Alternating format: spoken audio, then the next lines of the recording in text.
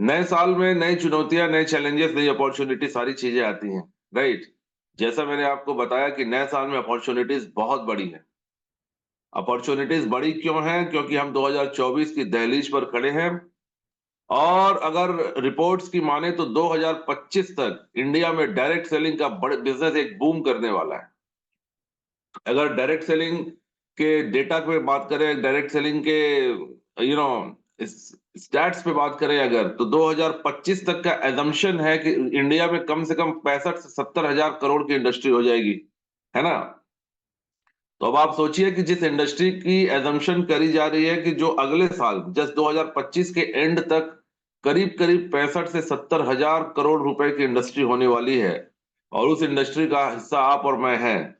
तो इस इंडस्ट्री में जो कहते हैं कि जहां आग जलती है तो आसपास के लोगों को गर्मी तो महसूस होती है ना। तो अगर एक ऐसी इंडस्ट्री का आप हिस्सा है जो 65 70 75 हजार करोड़ रुपए की एजम्पशन है कि अगले साल के अंदर ये कंप्लीट हो जाएगी, तो जिस इंडस्ट्री में 65 70 हजार करोड़ रुपए होंगे, उस इंडस्ट्री में अगर आप रहेंगे तो आप कुछ तो घर लेकर जाएंगे ना। तो आप सोचिए आप कितने बड़ी इंडस्ट्री का हिस्सा है, और एकदम शुरुआती दौर पर आप इस इंडस्ट्री के साथ, वेलनेस इंडस्ट्री के साथ, रेंटस वेलनेस के साथ आप जुड़ गए हैं। तो बात अब यहाँ ये आती है कि जब अपॉर्चुनिटी बड़ी होती है ना, तो चैलेंजेस भी बड़े होते हैं। जी हाँ दोस्त। अपॉर्चुनिटी जब बड़ी होती है तो चैलेंजेस भी बड़े होते हैं। कहते हैं कि रात का वो पहर सबसे ज्यादा काला होता है जब ठीक सुबह होने वाली होती है। सुबह प्रातः भोर होने के ठीक पहले रात सबसे ज्यादा काली होती है। और जब आप एक अच्छी अपॉर्चुनिटी का हिस्सा बन रहे होते हैं तो चैलेंजेस भी तभी आते हैं। तो जैसा मैंने बताया कि चलो 2024 है, अपॉर्चुनिटी बहुत बड़ी है, तो डेफिनेटली अपॉर्चुनिटी के साथ चैलेंजेस भी आएंगे। है ना? और आप में से कुछ लोग इस चैलेंजेस को फेस भी कर रहे होंगे। छोटी मोटे चैलेंजेस हमने हमेशा फेस करी है, और आप सभी शानदार लीडर्स हैं, इन छोटे मोटे चैलेंजेस को आप ओवरकम कर लेते हैं। लेकिन अभी एक नया चैलेंज है, नया साल नया चैलेंज है। नया चैलेंज ये है कि लोग डायरेक्ट सेलिंग के ऊपर ही सवाल उठा रहे हैं। है ना? आप सभी ने इसको इसका इत्तेफाक किया होगा, आपने एक्सपीरियंस किया होगा शायद।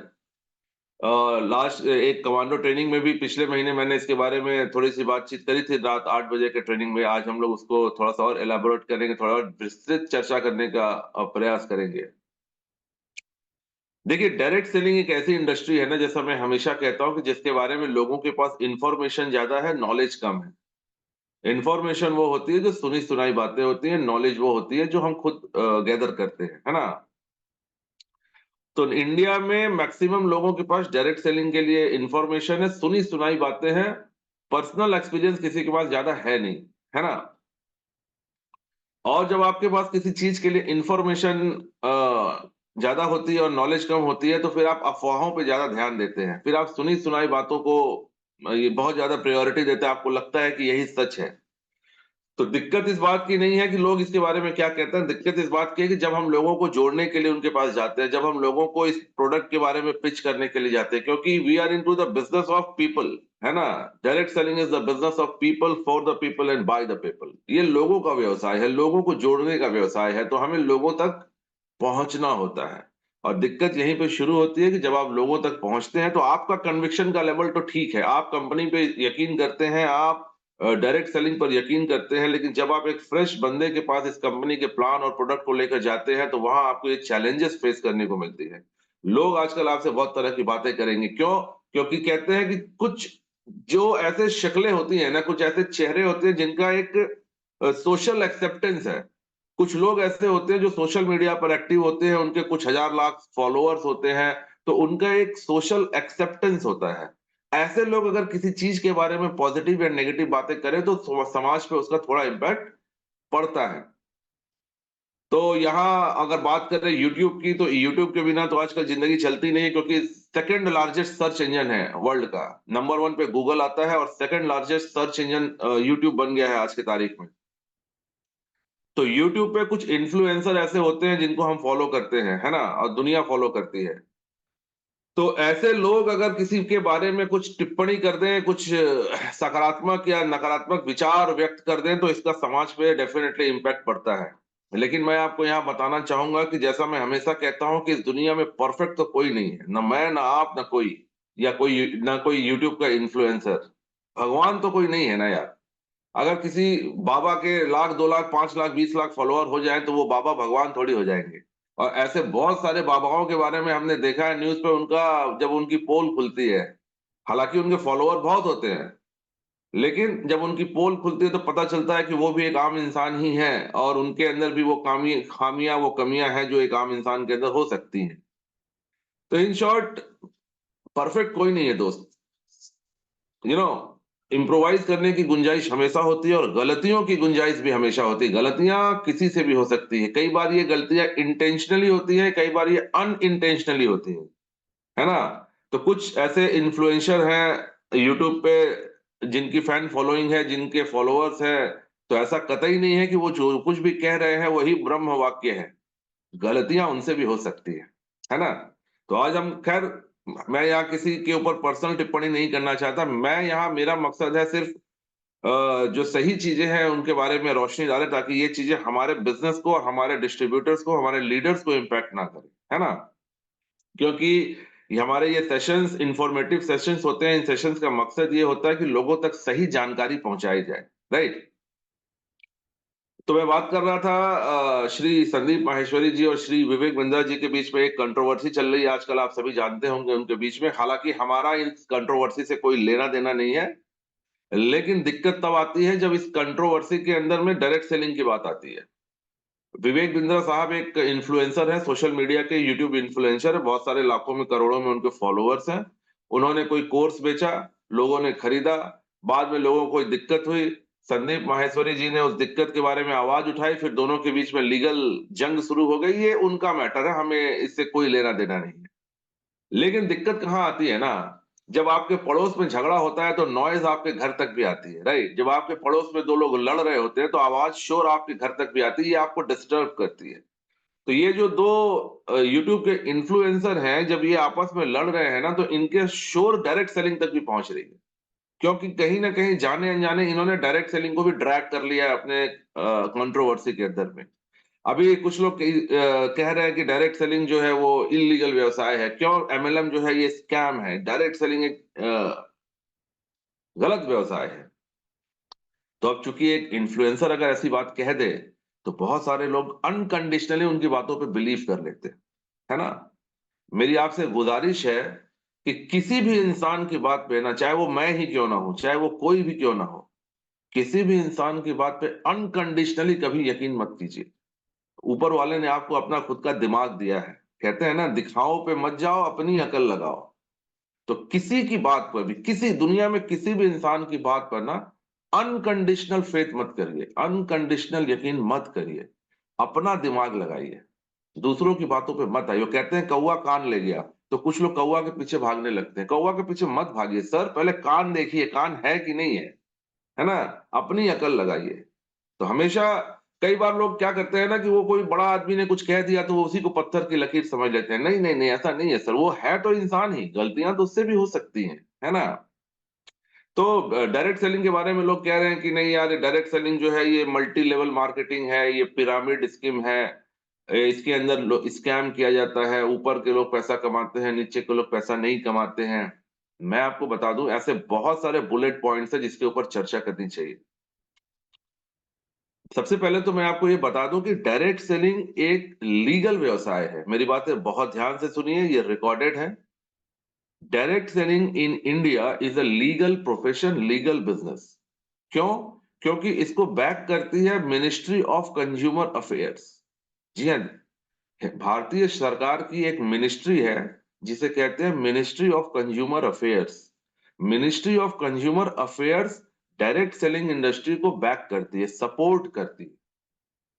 तो मेरा सवाल आपसे ये है कि अगर सरकार किसी इंडस्ट्री को सपोर्ट करे तो वो इंडस्ट्री इलीगल हो सकती है क्या?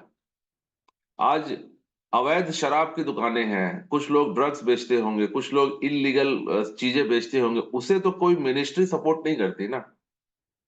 कुछ लोग जुआ खेलते होंगे, कुछ लोग वो क्रिकेट पे बेटिंग करते हैं, आपने सुना आए दिन लोगों को पुलिस अरेस्ट करती है। तो इन सब चीजों को पुलिस इसलिए अरेस्ट करती है क्योंकि इनको गवर्नमेंट ऑफ इंडिया की कोई मिनिस्ट्री बैक नहीं करती, गवर्नमेंट इसको लीगलाइज नहीं करती। लेकिन डायरेक्ट सेलिंग को गवर्नमेंट ऑफ इंडिया की ministry of consumer affairs back करती है। तो अब आप अपनी अकल ये लगाइए, किसी की बात पे मत जाइए। मैंने ये एक इंफॉर्मेशन आप तक पास करी कि डायरेक्ट सेलिंग इंडस्ट्री एक ऐसी इंडस्ट्री है जो बहुत ज्यादा रेवेन्यू जनरेट करती है, और गवर्नमेंट ऑफ इंडिया की मिनिस्ट्री ऑफ कंज्यूमर अफेयर्स की साइट पर अगर आप जाकर देखें, मेरी बात पे यकीन मत कीजिए, जैसे मैंने आप किसी की बात पे आंख बंद करके यकीन मत कीजिए। आप गवर्नमेंट ऑफ इंडिया के वेबसाइट पर चले जाइए, साइट का नाम है ministry of consumer affairs .gov.in इन। इस साइट को लिख लीजिए, ministry of consumer affairs .gov.in। ये गवर्नमेंट, जहां .gov.in लिखा रहता है, ये गवर्नमेंट की साइट होती है, गवर्नमेंट ऑफ इंडिया। ठीक है, ये पब्लिक की साइट, मैं और आप इस साइट को नहीं बना सकते, ये आप किसी भी कंप्यूटर एक्सपर्ट से पूछ सकते हैं। तो सबसे पहले तो साइट की ऑथेंटिसिटी हो गई कि साइट गवर्नमेंट की है, ऐसा नहीं कि रेनेटस वेलनेस ने अपनी साइट बना ली है ना। क्योंकि जिस भी साइट के एंड में .gov.in लगा रहेगा वो गवर्नमेंट की साइट होती है। उस साइट को गवर्नमेंट ही बनाती है, गवर्नमेंट ही उनको मेंटेन करती है, कोई पब्लिक का कोई आदमी उसे कुछ नहीं कर सकता। तो जैसा मैंने आपको बताया कि ministry of consumer affairs .gov.in site पर आप जाइए और वहां पर सर्च में डालिए direction guideline of direct selling, तो आपको डायरेक्ट सेलिंग की गाइडलाइन दिखाई देगी, है ना। तो यानी इस बात से सबसे पहली चीज ये पुख्ता हो जाती है कि डायरेक्ट सेलिंग नाम की कोई इंडस्ट्री है जो मिनिस्ट्री ऑफ कंज्यूमर अफेयर्स की साइट पर लिस्टेड है, और गवर्नमेंट की साइट पे कोई लीगल चीज ही लिस्टेड होगी, इलीगल चीज तो लिस्टेड होगी नहीं। आप वहां जाकर डालिए ड्रग डीलर्स इन कोलकाता या ड्रग डीलर्स इन इंडिया, तो थोड़ी आएगा क्योंकि ड्रग्स बेचना तो लीगल नहीं है ना। आप वहां पे मिनिस्ट्री ऑफ कंज्यूमर अफेयर्स पे जाकर डालिए आर्म्स डीलर, तो थोड़ी आर्म्स डीलर आएगा, क्योंकि आर्म बेचना तो इलीगल, आर्म्स तो गवर्नमेंट ही बेच सकती है। तो अगर वहां पे डायरेक्ट सेलिंग की गाइडलाइन आ रही है तो इसका मतलब गवर्नमेंट ने उसको लीगलाइज कर रखा है, ये तो समझने में कोई रॉकेट साइंस तो है नहीं। अब कोई इन्फ्लुएंसर क्या कह रहा है, कोई बाबा जी क्या कर रहे हैं, इससे क्या फर्क पड़ता है। अभी कुछ समय पहले जब पिछली सरकार थी, तो पिछली सरकार ने कहा था कि भगवान राम काल्पनिक है। अब हजारों लाखों लोगों ने बोला कि भाई भगवान राम काल्पनिक कैसे हो सकते हैं, सुप्रीम कोर्ट में केस लड़ा गया, ये डॉक्यूमेंटेड है, और आज भगवान श्री राम का मंदिर बन रहा है। तो सोचिए उस समय किसी आदमी ने अगर यकीन कर लिया होता कि नहीं भगवान राम तो काल्पनिक है जी, भगवान राम कभी हुए ही नहीं। बहुत सारे इन्फ्लुएंशियल लोग इस बात को कह रहे थे, लेकिन वो बात गलत थी ना। इस बात को मैं और ये मेरे कहने पे मत जाइए, सुप्रीम कोर्ट ने उनको नकारा कि नहीं ऐसा नहीं है, भगवान राम जो है वो एग्जिस्ट करते हैं, और आज भगवान राम का मंदिर बन रहा है। ठीक इसी तरह कभी कभी कुछ इन्फ्लुएंशियल लोग कुछ गलत बातें कर जाते हैं, जाने या अनजाने। कई बार वो इंटेंशनली होता है, कई बार वो अनइंटेंशनली होता है। तो मैं इस पे सवाल नहीं उठा रहा कि श्री संदीप माहेश्वरी जी या श्री विवेक बिंद्रा जी इंटेंशनली या अनइंटेंशनली डायरेक्ट सेलिंग के बारे में कुछ अच्छा भला बुरा कह रहे हैं। मेरा मकसद सिर्फ आपको हमारे इंडस्ट्री के सच्चाइयों से अवगत कराना है, क्योंकि हम रेनेटस वेलनेस है और हम डायरेक्ट सेलिंग का हिस्सा है। आप और मैं एक डायरेक्ट सेलिंग इंडस्ट्री से जुड़े हुए हैं, तो हमारा सच का जानना जरूरी है। तो जैसा मैंने आपको बताया कि ये मिनिस्ट्री ऑफ कंज्यूमर अफेयर्स द्वारा बैक की जाती है, और मिनिस्ट्री ऑफ कंज्यूमर अफेयर की साइट पर जाकर आप देख सकते हैं, मेरी बात पे यकीन मत कीजिए।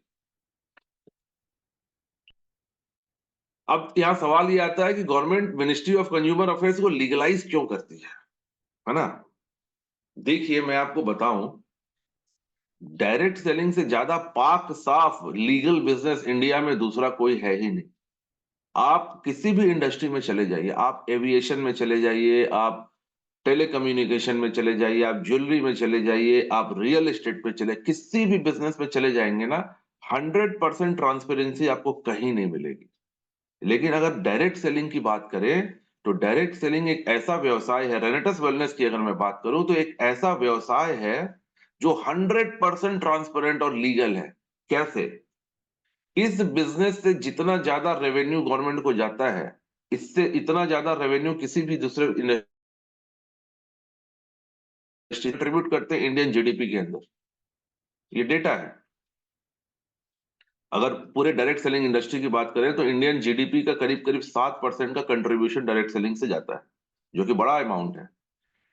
इंडिया में डायरेक्ट सेलिंग के अंदर, रेनेटस वेलनेस के अंदर जो भी प्रोडक्ट बिकते हैं ना, आप एक टूथपेस्ट ले लो, वो टूथपेस्ट भी आपको बिना जीएसटी के इनवॉइस के नहीं मिलता, और वो कैश पेमेंट पे नहीं मिलता, वो आपको ऑनलाइन पेमेंट करना पड़ता है, राइट। और जो भी पेमेंट ऑनलाइन होती है वो सारा पेमेंट गवर्नमेंट की नजर में आती है। अगर मैं और आप कुछ कैश का लेन देन कर ले, मैंने आपको 1000 रुपए दे दिया तो ये गवर्नमेंट को पता नहीं चलेगा। लेकिन मैंने अपने अकाउंट से आपके अकाउंट में अगर 1000 रुपए भेजा तो गवर्नमेंट की नजर में वो आता है, ये सबको पता है। तो रेनेटस वेलनेस में कोई कैश ट्रांजेक्शन नहीं होता, जो भी ट्रांजेक्शन होती है वो ऑनलाइन होती है। यानी हर ट्रांजेक्शन गवर्नमेंट की नजर में होती है, राइट। दूसरा, आप यहाँ से चाहे छोटे से छोटा अमाउंट का कोई प्रोडक्ट खरीदे, हर प्रोडक्ट के ऊपर आपको पक्का जीएसटी का बिल मिलता है। और जीएसटी का बिल मिलने का मकसद क्या है कि हर अमाउंट जो है वो आपके सेल टैक्स डिपार्टमेंट के अंडर में जाता है। आप एक टूथपेस्ट ही क्यों ना खरीदे, आप एक साबुन ही क्यों ना खरीदे, उसका आपको जीएसटी का बिल मिलता है। और जीएसटी का बिल का मतलब है कि वो आपके सेल टैक्स डिपार्टमेंट के नजर में आता है। और हर प्रोडक्ट के ऊपर जीएसटी सरकार को जाती है ना। तो सोचो कि जो कंपनी 100% सारा, चाहे वो कितना ही छोटा अमाउंट का पेमेंट क्यों ना हो, वो पेमेंट ऑनलाइन के माध्यम से लेती, कैश का कोई काम ही नहीं है। यानी हर ट्रांजेक्शन गवर्नमेंट की नजर में है। हर प्रोडक्ट पे जीएसटी गवर्नमेंट को जाता है। और उस प्रोडक्ट को बेचने के बाद जो आपका कमीशन जनरेट होता है ना, उस कमीशन पे टीडीएस पहले गवर्नमेंट को चला जाता है।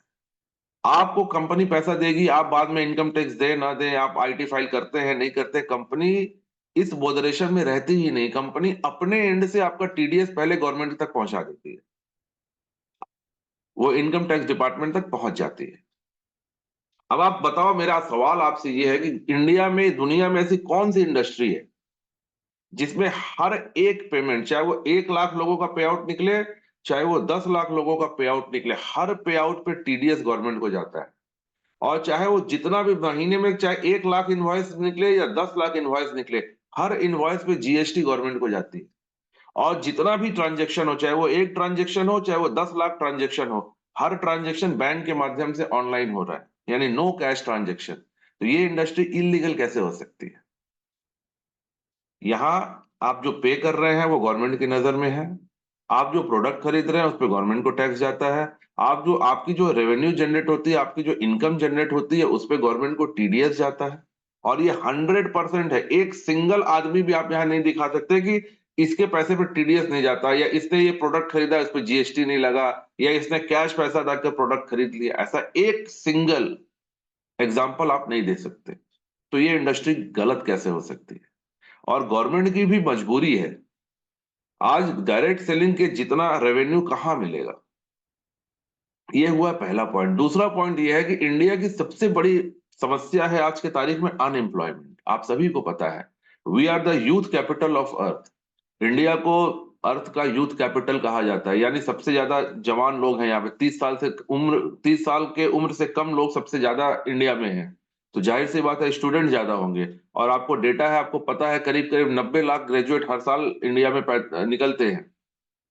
90 लाख जॉब क्रिएट करना क्या पॉसिबल है किसी के लिए? जॉब्स क्रिएट कर ही नहीं सकते, तो एम्प्लॉयमेंट तो क्रिएट करनी पड़ेगी ना। आज जितने भी बड़े बड़े बिजनेस हाउसेस है, टाटा, बिरला, अंबानी, टीसीएस, कॉग्निजेंट, जितने भी मल्टी लेवल मार्केटिंग, मल्टीनेशनल से लेकर इंडियन कंपनीज है, इस सब मिलाकर भी उतना एम्प्लॉयमेंट जनरेट नहीं कर सकते जितना कि डायरेक्ट सेलिंग इंडस्ट्री कर सकती है। और मजेदार बात क्या है कि डायरेक्ट सेलिंग इंडस्ट्री आपको एम्पावर करती है, एक इंडिविजुअल आदमी को एम्पावर करती है कि वो चाहे तो 1 लाख लोगों को रोजगार दे सकता है।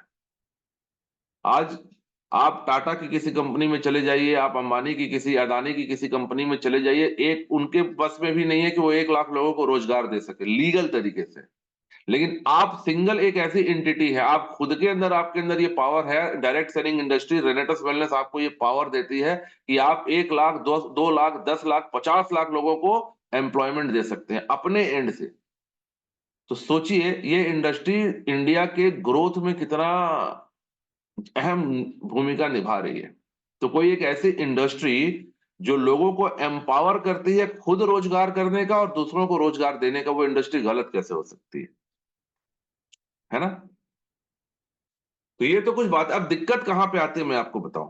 दिक्कत ये आती है कि डायरेक्ट सेलिंग इंडस्ट्री के कुछ गाइडलाइंस हैं। उन गाइडलाइंस के अनुसार अगर आप काम करते हैं तो आप लीगल है, अगर आप उन गाइडलाइन को की अवहेलना करते हैं, अगर उनको अवॉइड करते हैं, तो आप इलीगल हो सकते हैं।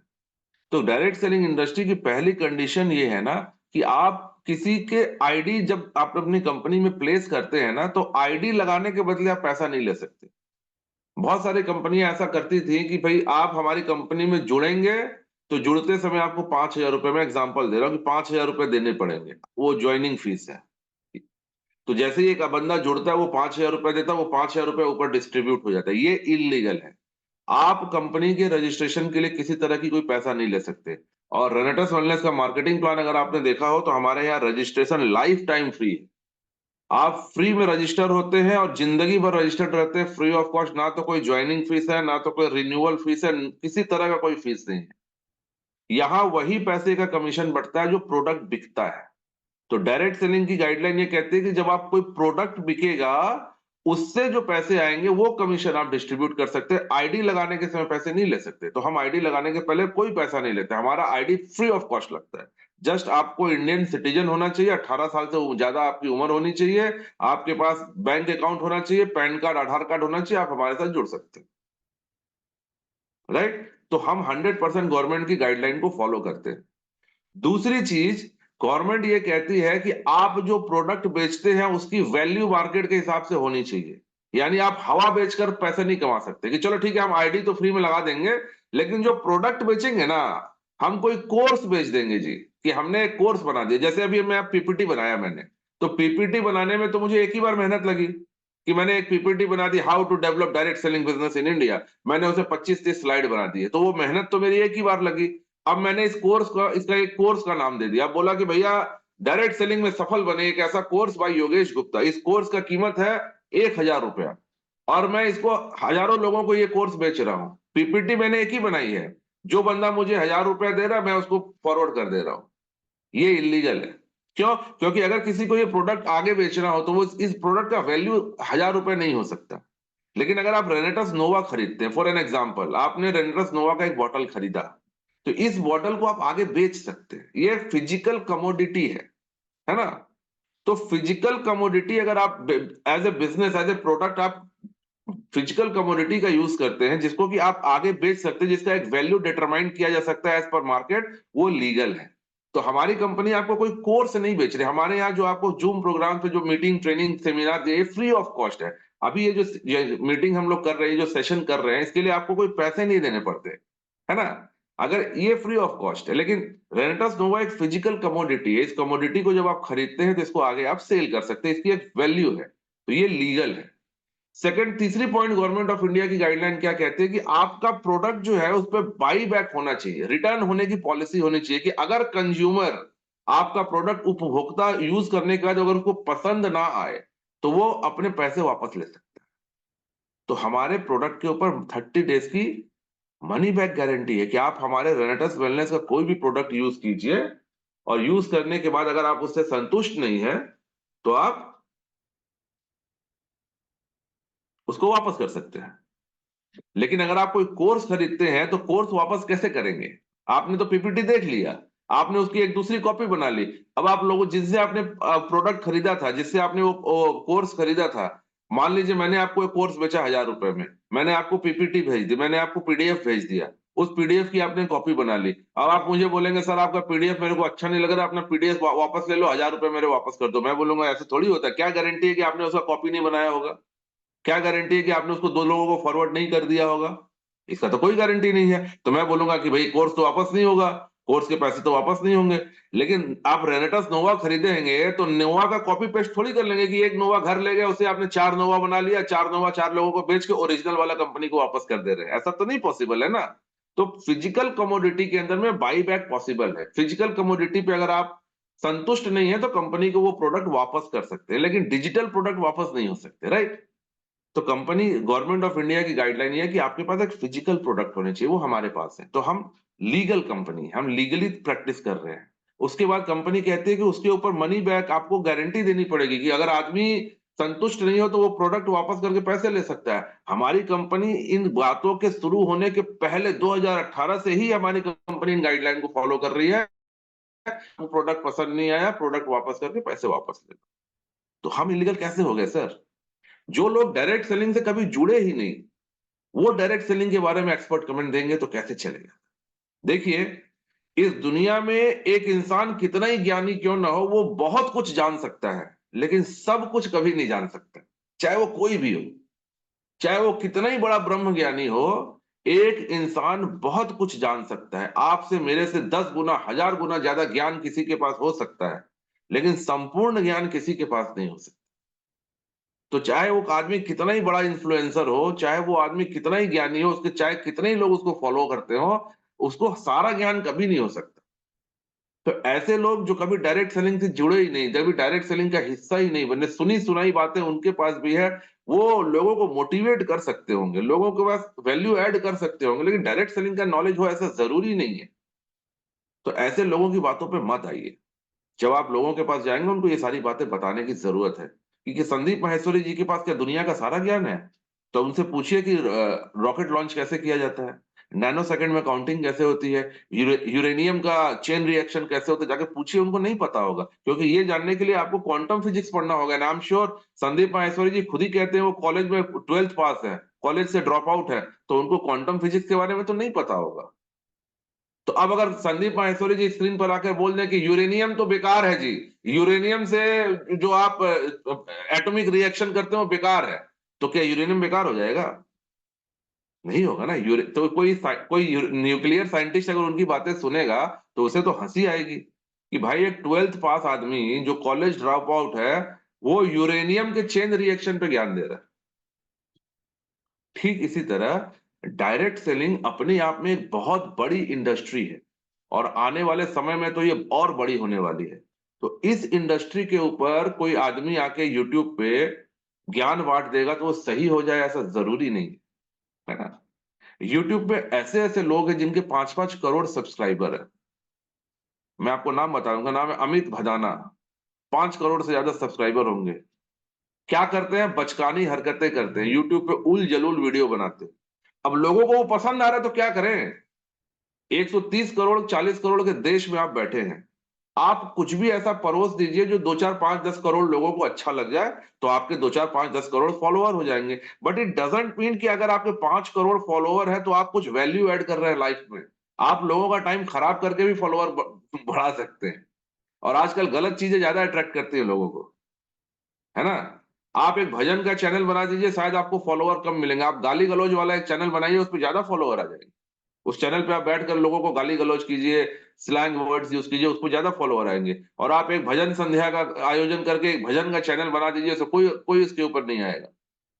तो क्या भजन से गाली-गलौज का वैल्यू ज़्यादा हो जाएगा क्या? जब भले ज़्यादा लोग उस पे फॉलो कर रहे हैं। ऐसा नहीं है कि किसी इंसान के फॉलोवर ज़्यादा है तो वो सारा ब्रह्म ज्ञान उनके पास है, वो सारी चीज़ें वो सही बता रहे हैं, ऐसा नहीं होता। मैं ऐसा नहीं कह रहा कि शायद वो इंटेंशनल कर रहे हों, अनइंटेंशनली भी कई बार चीज़ें हो जाती हैं, लेकिन जब बात डायरेक्ट सेलिंग को ड्रैग करने की है, तो हमें उसको डिफेंड करना पड़ेगा ना, क्योंकि ये हमारी मोरल रिस्पॉन्सिबिलिटी। और ये सिर्फ हमारी कंपनी रेंटस वेलनेस की बात नहीं है। अगर डायरेक्ट सेलिंग को हमने सही नहीं बताया, तो पता नहीं कितने आने वाले समय में कितने लोगों का भविष्य अंधकारमय हो जाएगा। जो बेचारे इस इंडस्ट्री से जुड़ना चाहते होंगे या जो जुड़ गए होंगे, उनकी बातें सुनकर वो तो डिमोटिवेट हो जाएंगे। उनको लगेगा कि मैं गलत इंडस्ट्री में आ गया। और उनकी गलत इन्फॉर्मेशन की वजह से एक आदमी का करियर खराब हो सकता है, उसकी ज़िंदगी खराब हो सकती है। तो ये आपकी और मेरी मोरल रिस्पॉन्सिबिलिटी है कि पूरे जोश और खरोश के साथ, पूरे कॉन्फिडेंस के साथ लोगों की आँखों में आँखें डालकर हम बताएँ कि हम डायरेक्ट सेलिंग इंडस्ट्री का हिस्सा हैं और डायरेक्ट सेलिंग एक लीगल और पाक-साफ इंडस्ट्री है ना? और लोगों को ये इन्फॉर्मेशन हमें और आपको बताने की हाई टाइम है, गुज़र जाएगा, कोई दिक्कत की बात नहीं है, लेकिन हमारे पास इन्फॉर्मेशन तो होनी चाहिए। कि डायरेक्ट सेलिंग इंडस्ट्री, क्योंकि कई बार हमारे मन में भी संशय आता है, अगर हमारे पास ज्ञान का अभाव हो तो हमारे अंदर संशय आती है। गीता में भगवान कहते हैं ना, संशयात्मा विनश्यति। अगर किसी काम में संशय आ जाए तो वहां पे विनाश का होना तय है। तो आप इस काम को संशय के साथ कर रहे हैं या कन्विक्शन के साथ कर रहे हैं, सारा खेल यहीं पर है। अगर आप पूरे कन्विक्शन, पूरी शिद्दत के साथ, पूरे कॉन्फिडेंस के साथ इस बिजनेस को बिल्ड करेंगे तो हो जाएगा। और अगर 1% का भी संशय रहेगा ना मन में, तो फिर बिजनेस होगा नहीं सर। एक छोटा-सा जहाज एक बड़े से नाव को, एक छोटा-सा छेद एक बड़े से जहाज को डुबाने के लिए काफ़ी होता है ना? और हमेशा कहते हैं कि अगर कोई खाने में ज़हर मिला दे तो उसका इलाज है, मगर कोई कान में ज़हर मिला दे तो उसका कोई इलाज नहीं है सर। तो ये जो चीज़ें हैं ना, जो इन्फॉर्मेशन कान में आ रही है कि यूट्यूब पे किसी ने क्या कह दिया, किसी इन्फ्लुएंसर ने कह दिया कि डायरेक्ट सेलिंग इंडस्ट्री तो इल्लीगल है, ये सारे कान में लोगों के ज़हर मिलाने जैसा है। इस ज़हर को अपने कान में मत उतरने दीजिए। और अगर किसी के कान में उतर गया तो जाके उनको बताइए कि ये गलत है ना? दूसरा, लोग कहते हैं कि मल्टी लेवल मार्केटिंग में पिरामिड स्कीम बैन है। बिल्कुल सही है। गवर्नमेंट ऑफ इंडिया की गाइडलाइन है कि अगर कोई स्कीम पिरामिड की तरह चल रही है, एक के नीचे दो, दो के नीचे चार, चार के नीचे आठ, आठ के नीचे 16, 16 के नीचे 32, तो ये पिरामिड स्कीम है, ये बैन है, ये स्ट्रक्चर बैन है, बिल्कुल बैन है। लेकिन माय डियर फ्रेंड, मैं आपको बताऊं कि रेनेटस वेलनेस का प्लान कैसा है। आप हैं, आपके नीचे दो लगाने की कोई मैंडेशन नहीं है, कोई बाध्यता नहीं, आप अपने नीचे 50 भी लगा सकते हैं। तो अब आप स्ट्रक्चर समझिए, आप हो एक, आपके नीचे 50 लोग लगे, तो स्ट्रक्चर ऐसा स्ट्रेट हो गया। अब उस 50 के नीचे 25 लोग ही लगे, क्योंकि 25 ने काम नहीं किया, तो स्ट्रक्चर अब ऐसा हो गया। आप, आपके नीचे 50, 50 के नीचे 25 आए, 25 के नीचे फिर 40 आ गए, 40 के नीचे फिर 20 आ गए, 20 के नीचे फिर 60 आ गए। तो स्ट्रक्चर तो ये ऐसा चल रहा है, ये पिरामिड की तरह बन रहा है क्या। पिरामिड स्कीम उसको कहते हैं जो सिर्फ एक मेंडेशन क्रिएट करते हैं कि आप सिर्फ दो ही बना सकते हैं, ना कम ना ज्यादा। तो आपने बनाया दो दूनी 4, दूनी 8, दूनी 16, दूनी 32, दूनी 64, तो ये पिरामिड स्कीम बन जाएगा। लेकिन हमारी कंपनी का मार्केटिंग प्लान पिरामिड स्कीम नहीं है। आप चाहे तो आप अपने नीचे सिंगल लेवल मार्केटिंग ही कीजिए, आपने 1 लाख लोगों को अपने नीचे डायरेक्ट स्पॉन्सर कर दिया, आप पॉसिबल है। आपने ज्वाइन किया, आपने 1 लाख लोगों को डायरेक्ट अपने नीचे स्पॉन्सर कर दिया, तो ये पिरामिड कैसे बना। ये पिरामिड तो बना नहीं। आप सिर्फ 2 लेख खोलने की मैंडेशन तो है नहीं, ये आपका चॉइस है। आप 2 लेख खोलकर भी बिजनेस कर सकते हैं, 3 लेख खोलकर भी बिजनेस कर सकते हैं, 1 लाख लोगों को स्पॉन्सर करके भी बिजनेस कर सकते हैं। तो बहुत सारे लोग कहते हैं कि अरे वो पिरामिड स्कीम बैन है, तो मैं भी कहता हूं पिरामिड स्ट्रक्चर बैन है, लेकिन हमारा जो बिजनेस मॉडल है, हमारा जो प्लान है, वो पिरामिड स्कीम है ही नहीं। ये तो आपके ऊपर डिपेंड करता है कि आप उसको पिरामिड बनाए, आप उसको रेक्टेंगल बनाए, आप उसको ट्रायंगल बनाए, उसको आप परपेंडिकुलर बनाए, आप कुछ भी बनाए, वो आपके ऊपर डिपेंड करता है। कंपनी का मार्केटिंग प्लान तो पिरामिड प्लान है ही नहीं, तो इसलिए भी हम लीगल है। तो लोग कहते हैं कि वो चेन मार्केटिंग, वो पिरामिड स्कीम, तो बोलिए बिल्कुल सर, पिरामिड स्कीम बैन है।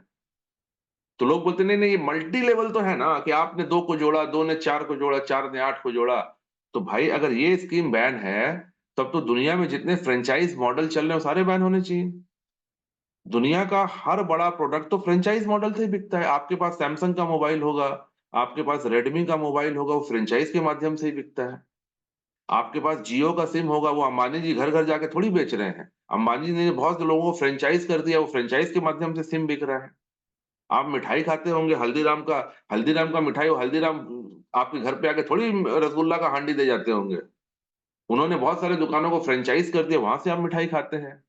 आप किसी भी बड़े बिजनेस को देख लीजिए ना, आप डोमिनोज को देख लीजिए, आप मैकडोनल्ड्स को देख लीजिए, आप किसी भी बड़े बिजनेस चेन को देख लीजिए, हर बिजनेस एक चेन के माध्यम से पूरे इंडिया में फैला हुआ है। क्योंकि आप दिल्ली में एक स्टोर खरीद खोल दिया आपने किसी कपड़े का दुकान का, तो चेन्नई का आदमी तो आपको दिल्ली में जाके प्रोडक्ट नहीं खरीदेगा ना। चेन्नई के लोगों के लिए आपको चेन्नई में एक दुकान खोलनी पड़ेगी। मुंबई में अगर आपको अपना प्रोडक्ट बेचना है तो मुंबई में आपको एक दुकान खोलनी पड़ेगी। आपको भोपाल में कोई प्रोडक्ट बेचना है तो उसी प्रोडक्ट का भोपाल में एक आउटलेट खोलना पड़ेगा। तब जाके आप पूरे इंडिया को कवर कर पाएंगे। आपने दिल्ली में दुकान डाल दिया, सोच रहे पूरी दुनिया के लोग, पूरे इंडिया के लोग आके आपसे खरीदेंगे, ऐसे तो पॉसिबल ही नहीं ना प्रैक्टिकली। तो आपको चेन ऑफ बिजनेस तो बनाना ही पड़ेगा, इसी को फ्रेंचाइज मॉडल कहते हैं। तो हमारा बिजनेस भी फ्रेंचाइज मॉडल है। आपने रेनेटस वेलनेस का व्यवसाय शुरू किया, आप अपने शहर में रहते हैं, लेकिन आप इस बिजनेस को पूरे हिंदुस्तान में करना चाहते हैं। तो क्या ये पॉसिबल है कि आप रोज घर से झोला लेकर निकले और आज कलकत्ता जा रहे हैं जी, कल दिल्ली जा रहे हैं, परसों भोपाल जा रहे हैं, फिर मध्य प्रदेश जा रहे हैं, फिर चेन्नई जा रहे हैं, फिर जम्मू कश्मीर चले जाएंगे, फिर असम चले जाएंगे, रोज घर से टिफिन लेके निकलेंगे क्या। ये तो प्रैक्टिकली पॉसिबल ही नहीं है। तो अगर आपको पूरे इंडिया में बिजनेस करना है तो आपको अपने नीचे फ्रेंचाइज मॉडल करना पड़ेगा। आपको किसी बंदे को कलकत्ते में ज्वाइन करा देना होगा, किसी को मुंबई में ज्वाइन कराएंगे, किसी को असम में ज्वाइन कराएंगे, किसी को चेन्नई में ज्वाइन कराएंगे, तो आपका बिजनेस एक्सपैंड होगा। इन शॉर्ट, हर बड़ा बिजनेस मॉडल फ्रेंचाइज मॉडल पे काम करता है। और हमारा बिजनेस भी it is nothing but making your franchise. आप जितने ज्यादा लोगों को अपना फ्रेंचाइज बना सकते हैं, उतना ज्यादा आपका बिजनेस लीवरेज करेगा, उतना ज्यादा आपका बिजनेस फैलेगा। तो ये बिजनेस गलत कैसे हो गया। और अगर ये सिस्टम गलत है, तब तो आप घर आने की दुकान पे टाटा का नमक बिक रहा हो, क्योंकि टाटा जी को फिर घर घर जाके नमक खुद ही बेचना पड़ेगा। क्योंकि टाटा जी ने क्या किया, उन्होंने अपने प्रोडक्ट को पूरे हजारों दुकानों तक पहुंचा दिया। आप चाहे किसी मोहल्ले किसी कस्बे में रहते हो, आपके घर के बाहर जो किराने की दुकान होगी, वहां जाएंगे आपको टाटा सॉल्ट मिल जाएगा। तो वो तो फ्रेंचाइज मॉडल से ही आप तक पहुंच रहा है ना। टाटा जी तो घर घर जाके, रतन टाटा की उम्र हो गई, अब तो घर घर जाके बेच भी नहीं सकते हो कि हर घर जाके नमक ले लो करके नमक बेचेंगे। तो दुनिया का हर बड़ा बिजनेस फ्रेंचाइज मॉडल पर ही चलता है, और direct selling, multi level marketing is none other than a franchise model, right. तो हमारा बिजनेस जो है वो कोई पिरामिड स्कीम नहीं है, ये मल्टी लेवल है, और दुनिया का हर बड़ा बिजनेस इसी मॉडल पे चलता है। अगर आपको बिजनेस एक्सपेंड करना है, अगर आप सिर्फ अपने कस्बे में, अपने सूबे में, अपनी गली मोहल्ले में बिजनेस करना चाहते हैं, तो एक दुकान डाल के, एक आउटलेट डाल के आप वहां व्यवसाय कर सकते हैं। लेकिन अगर आपको बहुत जगह पे व्यवसाय करना है, तो आपको अपने हैंड्स मल्टीप्लाई करने पड़ेंगे, राइट। तो ये भी एक सवाल है। अब लोग कहते हैं कि डायरेक्ट सेलिंग में जो आदमी ऊपर जुड़ता है ना, वही पैसे कमाता है, बाकी बेचारे बेवकूफ बन जाते हैं जी, भोले लोग होते हैं, फंस जाते हैं। ऐसा मैंने वो संदीप माहेश्वरी जी के एक सेशन में देखा, वो कह रहे हैं कि नहीं, वो ये जो डायरेक्ट सेलिंग है ना, इसके अंदर जो ऊपर ऊपर जुड़ जाते हैं वो पैसा कमाते हैं, जो नीचे नीचे जुड़ते हैं बेचारे, उनका दिक्कत हो जाता है। मतलब कुछ थोड़े से लोग जुड़ जाते हैं और बाकी लोग बेवकूफ बन जाते हैं। ये बड़ा कॉमन क्वेश्चन है, क्योंकि बहुत सारे लोग बोलेंगे ना जी, आपका कंपनी तो 5 साल पुराना हो गया, और जो शुरू में जुड़ा होगा ना वो पैसा कमाया होगा, हम ना कमा पाएंगे। कहते हैं वो स्टेज पे एक आदमी जाता है, वो कहता है कि हमने जी यहाँ से करोड़ रुपए से कमाए, हमने वो मर्सिडीज खरीद ली, तो वो कमा गया क्योंकि वो शुरू में जुड़ गया था, मेरे लिए पॉसिबल नहीं है। मेरा सवाल आपसे, कॉमन सेंस लगाइए। एक आदमी रेनेटस वेलनेस में जुड़ता है, ठीक है। उस आदमी ने 2 साल 3 साल मेहनत करी, और 2 साल 3 साल के बाद आज भी वो महीने के 50 लाख रुपए कमाता है। और उसने 50 लाख रुपए कमाता है तो साल का 6 करोड़ कमाता होगा, और साल भर के बाद उसने 6 करोड़ में अपना बंगला भी बना लिया, मर्सिडीज भी खरीद ली। ये स्टेट्स है। अब ये पैसे लीगल है क्योंकि उसने लीगल तरीके से कमाए होंगे, क्योंकि उसके पास जो भी पे आउट आया होगा वो तो बैंक के माध्यम से आया होगा। रेनेटेस वेलनेस कैश रुपया तो उसके घर पहुंचाती नहीं होगी। और ये जितना रुपया वो क्लेम कर रहा है वो आपको एविडेंस दे सकता है, क्योंकि पेमेंट ट्रांजैक्शन सारा बैंक के माध्यम से, वो आपको अपना पूरा बैंक स्टेटमेंट दिखा सकते हैं ना। तो इसमें हवा में तो कोई बातें नहीं कर रहा। अगर कोई आदमी कह रहा है कि वो 50 लाख कमाया है तो कमाया ही है, आप अगर देखना चाहें तो देख लीजिए। और वो भी लीगल तरीके से कमाया है, क्योंकि उसने 50 लाख रुपए के ऊपर टीडीएस भी दिया होगा गवर्नमेंट को, और गवर्नमेंट ने ऐसे आरती उतार के वो टीडीएस लिया भी होगा। भाई पैसे आते हैं तो अच्छा लगता है ना। गवर्नमेंट देख रही है कि एक आदमी 50 लाख रुपया कमा रहा है, ये टीडीएस दे रहा है भैया, तो टीडीएस गवर्नमेंट के जेब में आई होगी, पैसा लीगल है। अब लीगल पैसे से वो कुछ भी करे, वो मर्सिडीज खरीदे, वो जैगुआर खरीदे, वो रेंज रोवर खरीदे, वो फॉर्च्यूनर खरीदे, वो मकान बनाए, दुकान बनाए, किसी को क्या आपत्ति है भाई। लेकिन सवाल ये आता है कि लोग कहते हैं ना ना ना ना, वो कमा गया, हम नहीं पाएंगे। क्यों नहीं पाएंगे? जब 3 साल पहले उस बंदे ने ज्वाइन किया था तो उसने 3 साल मेहनत करी। क्या आपके पास 3 साल नहीं है? है। उस बंदे ने कितने लोगों को ज्वाइन, उसकी नेटवर्क कितनी बड़ी होगी? 2 लाख, 3 लाख, 5 लाख, 10 लाख लोगों का नेटवर्क होगा। आपके पास क्या इंडिया में 10 लाख लोग खाली नहीं है? हैं? तो 10 लाख लोग आप भी जोड़ सकते हैं। तो दिक्कत कहां पे आ रही, पोटेंशियल कहां कम हो गया? जो बिजनेस प्लान उनके लिए था वही बिजनेस प्लान आपके लिए भी है।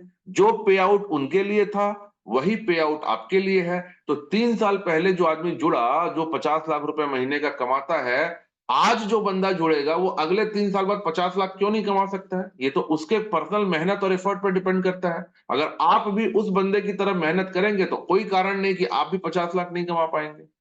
तो पोटेंशियल कहां कम हो गया? जो ये भ्रांति लोगों के दिमाग में है कि जो पहले पहले जुड़ गया वो पैसे कमाता है, बाद में जो जुड़ता है वो नहीं कमाता है।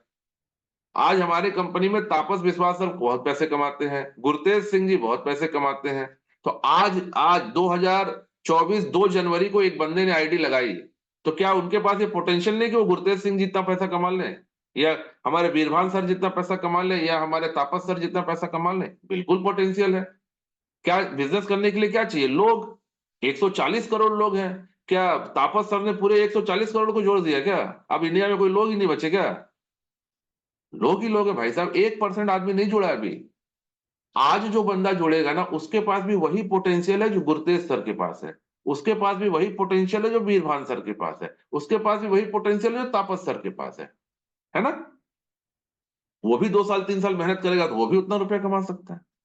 Same company, same product, same pay out, same territory, same India. तो फिर पहले और बाद का तो चक्कर ही समझ में, तो बच्चों जैसी बात है ये, कि जो पहले जुड़ गया वो कमा लिया, अब जो जुड़ेगा वो नहीं कमा पाएगा। क्यों नहीं कमा पाएगा भाई?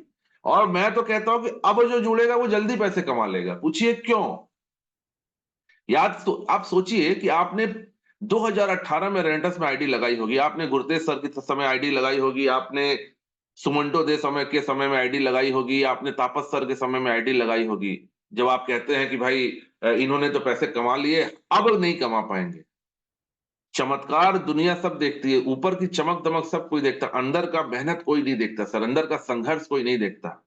आप सोचो कि आप 2018 में हो, जुलाई 2018 में आप हो, आपने रेनेटस वेलनेस की पहली आईडी लगाई है। अब आप आईडी लेकर लोगों के जा रहे हैं, लोगों को ज्वाइन कराने के लिए कि ये एक कंपनी है रेनेटस वेलनेस, ये नोवा बनाती है, इसको खाएंगे तो बहुत बढ़िया होगा। तो सामने वाला पूछेगा किसी ने खाई है? तो बोले नहीं, आप ही पहले हैं। बोले इसको खा के किसी को फायदा हुआ है? बोला पता नहीं, आप ही को पहले दे रहा हूं। बोला क्यों बेच रहे हो? बोला यहां से भविष्य बन जाएगा। बोला तुम्हारा बना? आप बोलेंगे नहीं। किसी को पहना? बोला किसी का नहीं बनाया। किसी ने गाड़ी खरीदी? बोला ना। किसी का मकान बना? ना। कोई टेस्टिमनी है कि प्रोडक्ट खा के लाभ हुआ? ना। जुड़ेगा कोई आपसे? कोई नहीं जुड़ेगा। आज आपके पास ये सारी चीजें, आज आप ये प्रोडक्ट लेके किसी के पास जाते हो ना, तो बोलते हो कंपनी 5 साल पुरानी है, चल रही है, 700 करोड़ का टर्नओवर है, कंपनी भागेगी नहीं। हजारों टेस्टिमनी दिखा सकते हैं कि इस प्रोडक्ट को खा के या लोगों को फायदा हुआ है, आपको भी होगा। हजारों टेस्टिमनी दिखा सकते हैं कि लोग यहां से लाखों रुपए कमाए हैं, आप भी कमा सकते हैं। तो बिजनेस करना तो आज इजी है, पहले दिन बहुत तकलीफ थी। ना दिखाने के लिए कंपनी थी, लोगों का भरोसा ही नहीं था कि कंपनी तो अभी जुड़ी, चलेगी कि नहीं चलेगी, बंद हो जाएगी, कंपनी भाग जाएगी। ना कंपनी का कोई क्रेडेंशियल था, ना कोई प्रोफाइल था, ना कोई टेस्टिमनी थी, ना कोई सक्सेस स्टोरी थी। उस समय बिजनेस करना बहुत मुश्किल था। आज तो सब कुछ है आपके पास, तो बिजनेस तो आज इजी तरीके से होगा। कॉमन सेंस, मेरी बात पे यकीन मत कीजिए, अपना दिमाग, भगवान ने ये खोपड़ी दी है, इसको लगाइए। कि सोचिए कि आप तापस विश्वास सर के समय थे, तो उनको बिजनेस करने में कितने चैलेंजेस आए होंगे, आपको आएंगे क्या? आज तो आप इस स्क्रीन पे बोलेंगे वो तापस विश्वास जी हैं, वो गुरतेज सिंह जी हैं, ये देखिए इन्होंने घर बना लिया, इन्होंने बंगला खड़ा कर लिया, इन्होंने रेंज रोवर खरीद लिया, इसी बिजनेस से खरीदा, आप भी खरीद सकते हैं। उस समय दिखाने के लिए कुछ नहीं होता। तो ये फालतू फंड की बात है कि जो पहले पहले जुड़ जाते हैं वो पैसा कमा जाते हैं, बाद वाले नहीं कमाते। बाद वालों के लिए बिजनेस ज्यादा इजी होता है, टेक्निकली आप सोचिए, है ना? तो ये लोगों को कहते हैं कि नहीं जी, जो पहले पहले जुड़ जाते हैं वो तो पैसा कमाते हैं, बाद वाले नहीं कमा पाते। बाद में जो जुड़ते हैं भाई साहब, उनके लिए तो बना बनाया खाना प्लेट में परोसा हुआ है, बस आपको खाना है। पहले वाले जो जुड़े थे ना, उनको खाना भी खुद ही बनाना था, आटा भी खुद ही खरीदना था, मेहनत भी खुद ही करनी थी। आपको तो बना बनाया परोसा हुआ खाना मिलेगा, आपको सिर्फ खाना है। तो आज बिजनेस करना ज्यादा इजी है, ज्यादा आसान है। क्यों? क्योंकि आप एक स्टेबल कंपनी के हिस्सा हैं। आप रेनेटस वेलनेस गर्व से बोल सकते हैं कि 5 साल पुरानी कंपनी, 5 साल से सक्सेसफुली चल रही है, 700 करोड़ का टर्नओवर कर रही है, हजारों लोगों का टेस्टिमनी आप दिखा सकते हैं कि लोगों को प्रोडक्ट के क्या फायदे हुए हैं, प्रोडक्ट की एक विश्वसनीयता है, हजारों आपके पास सक्सेस स्टोरीज है कि लोगों ने यहां से क्या क्या अचीव किया है। आज बिजनेस करना ज्यादा इजी है, आज आप आराम से बिजनेस कर सकते हैं। आपके पास ये बिजनेस टूल्स हैं जो पहले अवेलेबल नहीं थे। ना सक्सेस स्टोरी थी, ना टेस्टिमोनियल थे, ना कंपनी की कोई प्रोफाइल थी, ना कोई दिखाने को कोई टर्नओवर था, कुछ नहीं था। आज सब कुछ है। तो आज अगर कुछ लोग कहते हैं कि जो पहले पहले जुड़ जाते हैं वो पैसा कमा जाते हैं, नीचे वाले नहीं कमाते हैं, तो ये उनका दिमागी दिवालियापन है, ये उनके सोच का क्या कह सकते हैं ऐसे लोगों को, जो डायरेक्ट सेलिंग से कभी जुड़े नहीं, डायरेक्ट सेलिंग के बारे में कुछ जानते नहीं, ऐसे लोग कमेंट कर रहे हैं डायरेक्ट सेलिंग इंडस्ट्री के बारे में, है ना? अच्छा, कुछ लोग कहते हैं कि नहीं, एक और सवाल क्या आता है कि जो ऊपर ऊपर के लोग हैं ना, वो कमाते हैं, और नीचे वाले जो लोग हैं उनको पैसा कैसे डिस्ट्रीब्यूट होगा? अभी मैं अगेन उनका संदीप महेश्वरी, उन्होंने बताया कि उन्होंने एक हाइपोथेटिकल एग्जाम्पल, कि मान लो एक कंपनी में 10 लाख लोग जुड़ गए, राइट? या 1 लाख लोग जुड़ गए, हिसाब करने में आसानी होगी, एक कंपनी में 1 लाख लोग जुड़े हुए, और कंपनी कहती है कि हर आदमी यहां से 1 लाख रुपए कमा सकता है। तो कंपनी का नेटवर्थ कितना होगा? कंपनी अगर 1 लाख लोगों को 1-1 लाख रुपए देगी तो कंपनी के पास कितने पैसे होने चाहिए? तो इतने पैसे तो कंपनी के पास होते नहीं है, तो कंपनी किसी को पैसे देती नहीं, बस वो ऊपर ऊपर के लोग पैसे कमाते, नीचे वाले लोगों को पैसे ही नहीं मिलता। मैंने अपना दिमाग पीट लिया, कहा भाई साहब दिमागी दिवालियापन की इंतहा हो गई है। मल्टी लेवल मार्केटिंग में अगर 1 लाख लोग जुड़े हैं तो ऊपर कम लोग होंगे, नीचे ज्यादा लोग होंगे, ये तो कॉमन सेंस की बात है। हाँ, तो अगर आप 1 लाख लोगों का हाइपोथेटिकल एग्जांपल दे रहे हैं, तो 1 लाख लोगों में अगर मल्टी लेवल मार्केटिंग होगी तो टीम में सबसे नीचे के लेवल में कम से कम 60 से 70 हजार लोग होंगे टेक्निकली, ऊपर से कम से ज्यादा ज्यादा होते होते, यानी 1 लाख लोगों में एकदम नीचे वाले जो बंदे फ्रेश बंदे हैं वो 60 से 70 हजार होंगे। तो ये नीचे वाले जो 60 से 70 हजार वाले जो फ्रेश बंदे हैं, कंपनी इनको पे आउट क्यों देगी?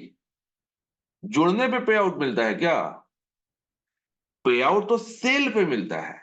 तो ये जो 60-70 हजार लोग जो एकदम बॉटम पे हैं, ये आगे जब सेल परफॉर्म करेंगे, इनके द्वारा जो सेल की जाएगी वहां से कंपनी के पास जो रेवेन्यू आएगा उसमें से इनका कमीशन आएगा ना। तो पिछला टर्नओवर अगर कंपनी का आप देखें, उसमें से इनको पैसा कहां से मिलेगा? मेरी बात समझ रहे हैं आप? वो कह रहे हैं कि 1 लाख जो एग्जिस्टिंग लोग हैं उनको कंपनी अपने पुराने टर्नओवर से पैसा देगी तो नहीं दे पाएगी। पुराने टर्नओवर से कंपनी पैसा क्यों देगी? कंपनी किसी को ऐसा क्लेम नहीं करती कि मैं अपने टर्नओवर से आपको पैसे दूंगी। आप जो सेल करते हो उस सेल से आपका कमीशन जनरेट होता है। आप सेल करोगे तो आपको कमीशन मिलेगा, आप सेल नहीं करोगे तो आपको कोई कमीशन देने के लिए कंपनी की कोई जिम्मेदारी नहीं। ये कोई इन्वेस्टमेंट कंपनी नहीं है कि आपने यहां पैसा लगा दिया और कंपनी ने आपको प्रॉमिस कर दिया कि हर महीने आपको पैसे मिलेंगे। ऐसा कोई क्लेम करता है क्या रेंटल्स वेलनेस में? We are not an investment company, हम सिंपल डायरेक्ट सेलिंग कंपनी है। यहां product must be sold, product बिकेगा तो उसका रेवेन्यू जनरेट होगा, उस रेवेन्यू से आप जिस लेवल पे होंगे उसके हिसाब से कमीशन आपको मिल जाएगा। तो अगर 1 लाख लोगों का एग्जाम्पल पे बात हो रही है, तो 1 लाख लोग अगर अगर डायरेक्ट सेलिंग मल्टी लेवल पे होंगे तो सबसे नीचे सबसे ज्यादा लोग होंगे, कॉमन सेंस की बात है। तो 1 लाख लोगों में 60-70 हजार लोग तो एकदम ग्रास रूट पे होंगे जिन्होंने आज ज्वाइन किया है। तो आज जिसने ज्वाइन किया है उसको पिछले हफ्ते का पे आउट से उसको पैसा मिलेगा क्या? कंपनी ने ऐसा प्रॉमिस किया है क्या? आज जो जुड़ा है, अब वो आगे जो सेल करेगा उसके सेल से जो रेवेन्यू जनरेट होगा उस रेवेन्यू से उसका कमीशन जनरेट होगा। तो उस कंपनी की तो कोई लाइबिलिटी ही नहीं है। कंपनी किसी को भी प्रॉमिस ही नहीं कर रही कि मैं अपने जेब से आपको 1 रुपया भी दूंगी। कंपनी बोलती है कि मैं आपको एक प्लेटफॉर्म दे रहा हूं, हमने आपको एक प्लेटफॉर्म प्रोवाइड किया, हमने आपको प्रोडक्ट्स प्रोवाइड किए, हमने आपको जेन्युइनिटी की गारंटी दी। अब आप अपनी मेहनत से इस प्रोडक्ट को आगे जितना बेचोगे उसका कमीशन आपको मिलेगा। तो दिवालियापन की इंतहा है कि लोग पूरे टीम को प्रीवियस पे आउट से पैसा देने की बात कर रहे हैं। भाई डायरेक्ट सेलिंग का मॉडल तो समझिए, डायरेक्ट सेलिंग का स्ट्रक्चर तो समझिए, पे आउट का स्केल स्ट्रक्चर समझिए, तब आपको समझ में आएगा। यहां 1 लाख क्या, या 10 करोड़ लोग भी जुड़ जाएंगे तो कंपनी को कोई टेंशन नहीं है। क्यों? क्योंकि जुड़ने में कोई पैसा मिलता नहीं है, ना कंपनी जुड़ने का पैसा लेती है, ना जुड़ने पे कोई पैसा देती है। तो यहां 10 करोड़ लोग आज जुड़ जाए, कंपनी को क्या टेंशन है? जुड़ जाओ। वो 10 करोड़ लोग जब सेल परफॉर्म करेंगे, पैसा पहले कंपनी में आएगा, फिर कंपनी उसमें से उनका कमीशन देगी। कंपनी ने कोई लाइबिलिटी नहीं रखी, कंपनी ने कोई फॉल्स प्रॉमिस नहीं किया, कंपनी ने कोई कमिटमेंट नहीं किया कि आप जुड़ जाइए आपको हर महीने पैसे मिलेंगे। तो कंपनी का टर्नओवर देखने का कोई मतलब ही नहीं बनता है। आप जुड़े हैं, आप अपना सेल परफॉर्म कीजिए, आपके सेल से आपका रेवेन्यू जो जनरेट होगा उसमें से आपका कमीशन आएगा। आपने अगर 1 करोड़ रुपया का सेल किया तो उसके 1 करोड़ का कमीशन मिलेगा। आपने 1 रुपया भी नहीं किया, आपको 1 रुपया नहीं मिलेगा। इसमें कंपनी की क्या लाइबिलिटी है? तो लोग सोशल मीडिया पे बैठ के कहते हैं कि 1 लाख लोग जुड़ गए हैं, 1 लाख लोगों को कहां से पैसे देंगे? अरे जब सेल करेंगे तो पैसे देंगे, जब सेल नहीं करेंगे तो पैसे नहीं देंगे, एज सिंपल एज दैट। यहाँ किसी को सैलरी तो नहीं मिल रही है ना, कंपनी ने किसी को सैलरी तो प्रॉमिस नहीं की कि आप डायरेक्ट सेलिंग में जुड़ जाइए, आप रेंटल्स वेलनेस में जुड़ जाइए, हर महीने हम 10,000 रुपए सैलरी मिलेगी आपको। ऐसा तो कोई प्रॉमिस नहीं किया। तो इस तरह की बातें लोग सोशल मीडिया पे बैठकर कर रहे हैं। इस तरह की बातें जिनको लोग फॉलो करते हैं लाखों की संख्या में, लोग ऐसे ऐसे मिस कम्युनिकेशन वाली बातें कर रहे हैं, लोगों को मिस गाइड किया जा रहा है। ये आपकी और मेरी जिम्मेदारी है कि हम लोगों तक सच को पहुंचाएं। है ना। तो एट द एंड में आपको फिर कह रहा, हालांकि और भी बहुत सारी बातें हैं, हो सकता है इस सेशन को हम लोग कल भी कंटिन्यू करेंगे, आज almost we are about to wind up. मेरी आपसे गुजारिश है कि इस बिजनेस के साथ पूरी शिद्दत और पूरी कन्विक्शन के साथ जुड़े रहिए। आप हिंदुस्तान दुनिया के सबसे पाक साफ बिजनेस में है। यहाँ हम सिर्फ पैसा ही नहीं कमाते यार, यहाँ हम लोगों की दुआएं भी कमाते हैं, है ना। अच्छा, कुछ लोग, एक एक एक बंदा ये कह रहा है कि डायरेक्ट सेलिंग में लोगों को सपने दिखाकर लोगों को बेवकूफ बनाया जा रहा है।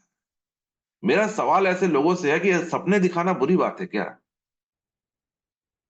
सपने ही तो इंसान को जिंदा रखते हैं। अगर किसी इंसान की जिंदगी में सारी उम्मीदें खत्म हो जाए, वो तो आत्महत्या कर लेगा। आप इमेजिन करिए कि एक आदमी है, उसकी जिंदगी में कोई होप नहीं है, कोई उम्मीद ही नहीं है, वो जिंदा किसके सहारे रहेगा?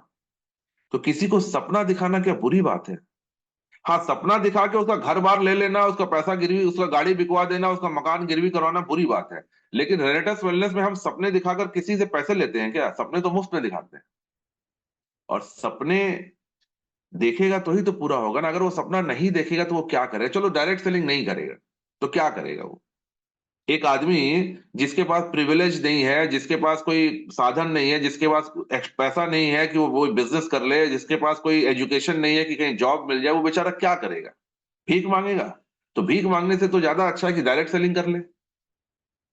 इस दुनिया में पैसे कमाने के बहुत सारे रास्ते हैं, लेकिन उन रास्तों पे चलने के लिए आपके पास कुछ क्वालिटीज होनी चाहिए। अगर आप मल्टी लेवल में नौकरी करना चाहते हैं तो आपके पास एक्सट्रीम एजुकेशन होना चाहिए।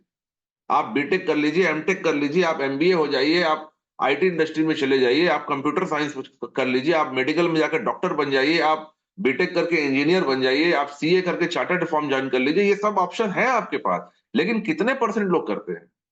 तो जो बेचारा पढ़ नहीं पाया किसी कारणवश, तो उसके सपने पूरे नहीं होने चाहिए। जो बेचारा सीए नहीं बन पाया, डॉक्टर नहीं बन पाया, इंजीनियर नहीं बन पाया, वो आईटी इंडस्ट्री नहीं जा पाया, उसके सपने पूरे नहीं होने चाहिए। वो जिंदगी भर बेचारा लुटा पिटा हुआ रहेगा।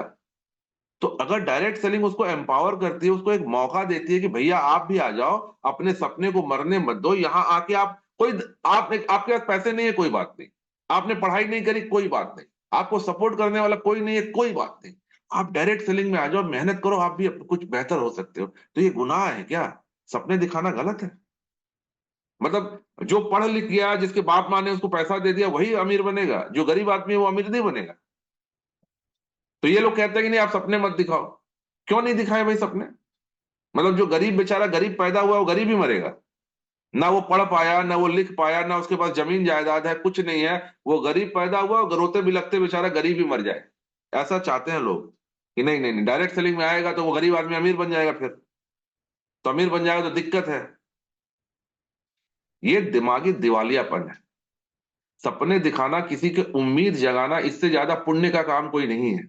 कि एक आदमी निराशा से भरा हुआ है, एक आदमी कुंठित बैठा है कि उसको जिंदगी में कोई ऑप्शन ही नहीं मिल रहा, उसको आप जाके उसको एक रोशनी की किरण देते हैं कि नहीं यार तुम्हारी जिंदगी भी अच्छी हो सकती है। क्या हुआ कि तुमने पढ़ाई नहीं करी? क्या हुआ कि तुम्हारे पास पैसे नहीं है? क्या हुआ कि तुम छोटे जात से आते हो? क्या हुआ कि तुम्हारी उम्र बहुत ज्यादा हो गई है? अभी भी ऑप्शन है। यहां ना तुमसे कोई जात पूछता है, ना तुम्हारा एजुकेशन पूछता है, ना क्वालिफिकेशन पूछता है, ना तुम्हारी उम्र पूछता है। आपके पास अगर सपने हैं और अगर आप कुछ करना चाहते हैं मेहनत से, तो डायरेक्ट सेलिंग में आपका स्वागत है। आप यहाँ आके साल 2 साल 3 साल ईमानदारी से मेहनत करके अपने सारे सपने पूरे कर सकते हैं, अपने परिवार को एक फाइनेंशियल सिक्योरिटी, एक फाइनेंशियल स्टेबिलिटी दे सकते हैं। तो ये गुनाह है क्या? लोगों का भला सोचना गलत है? लोगों की जिंदगी में एक उम्मीद की किरण जगाना गलत है? अगर जिन लोगों को ये गलत लगता है, मुझे लगता है उनको मानसिक चिकित्सा की जरूरत है। अगर ऐसे लोग हैं जिनको लगता है कि नहीं, लोगों की जिंदगी में रोशनी करना गलत है, उनको उम्मीद की किरण दिखाना गलत है, लोगों को सपने दिखाना गलत है, तो ऐसे लोगों को मेरा संदेश ये है, मेरा नॉलेज, मेरा एडवाइस ये है कि ऐसे लोगों को मानसिक चिकित्सा की जरूरत है फिर। सो माय डियर फ्रेंड, बने रहिए डायरेक्ट सेलिंग रेनेटस वेलनेस के साथ। आप एक बहुत शानदार इंडस्ट्री में है और इंडस्ट्री की बूम का पीरियड आ गया है। 2025 तक ये इंडस्ट्री 65-70 हजार करोड़ का रेवेन्यू, अगर आप अंगीठी में रहेंगे तो होगी, है ना। बने रहिए सेशन के साथ, बने रहिए सिस्टम के साथ। लोगों की बातों पे ध्यान मत दीजिए, दिखाओ पे मत जाओ, अपनी अकल लगाओ।